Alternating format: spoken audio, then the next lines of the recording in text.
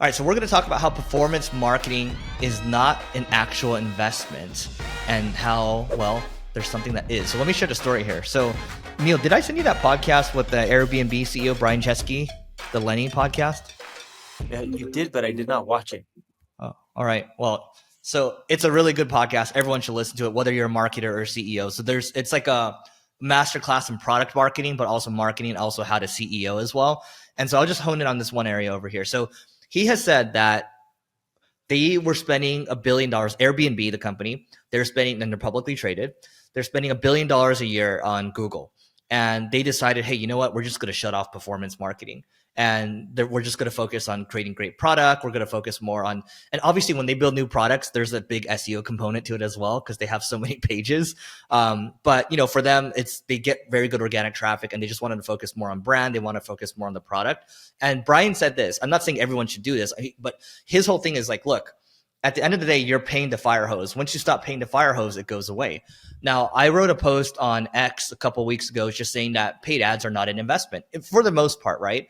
Most people just, if you're D2C, you're just spending on buying a conversion and that's it. But, there are situations where you can spend on performance marketing and you can buy like an email, for example. In that case, you're actually investing in the future, but not many people, I would say the majority of people aren't really doing that. So that's what we want to talk about here. So what is he saying? That he says he doesn't do performance marketing? Yeah, they basically pause. He's not saying he's going to stop forever, but he's like, let's just stop, right? So yeah, they stop for a period. You go Google vacation rental, they're still bidding on the terms. You bid type in Airbnb. The point is, he's just saying like, look, it's renting. Like, yes, it's a nice drug, right? But it's like, at the end of the day, if you're just running it for conversions, you're not really investing. Yeah, you may not consider. I agree with him in which you're not necessarily investing, for the future, because once you stop, it stops. But all that paid ads, people see your brand. It does help with branding as well. You're getting tons of people to your website, right? But here's the kicker. It doesn't matter what Brian or Eric or I think about performance marketing or paid ads, or if people say it's a drug or not. If you can spend $1 and you can make $2 in profit, spend as much as you can, and who cares what anyone has to say?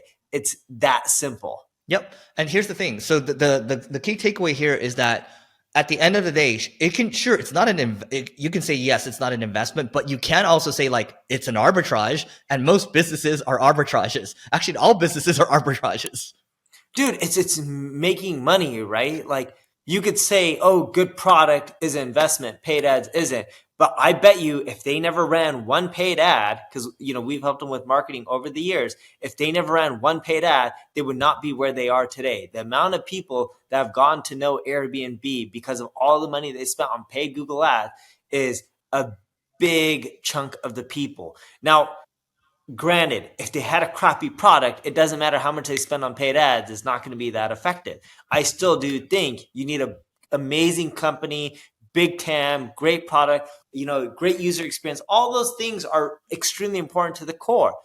But not spending the money on performance marketing when it's driving you a ROI and it's bringing in more profit or more revenue than what you're spending, and overall it's profitable, is a big mistake. It's like you spend as much as you can wherever you can as long as it's profitable. That's how you grow a business. Dude, I've done paid advertising for so many companies, and we've done studies. After some of these guys are spending $100 million, $1 billion, etc., even when they stop, it's not like it goes to zero. They're spending so much in quantity that there's so many more people that are familiar with their brand. What we typically see is they're better off than before they actually started to spend. I think the key takeaway here is that at the end of the day, what we've been clamoring on this podcast for years is diversifying your marketing and taking that omni-channel approach, because you're not beholden to any platform at the end of the day. It continues to reinforce, right? So there are people in the marketing world that say, I'm SEO only, I'm paid ads only, or whatever. Neil and I are more in the camp of just whatever works. And also like, I don't want to put all my eggs into one basket, because if the basket shatters, then I'm in trouble as a business. So you just want to make sure that you're making smart moves as a marketing leader and a business leader. And I think these types of stories are helpful, but just keep in mind at the end, like you can hold both of these mindsets. Like you can look at say, hey, paid ads aren't necessarily a long-term investment for most people, but still at the same time, business is all about arbitrage, and take that arbitrage if it's working. Yep. So look, at the end of the day, Eric and I both said it. It doesn't matter what anyone thinks. If spending money makes you more money, assuming it's ethical and profitable, do it as long as you can. All right, that's it for today. Please don't forget to rate, read, subscribe, and check out this next video here if you want to continue learning marketing, and we'll see you tomorrow.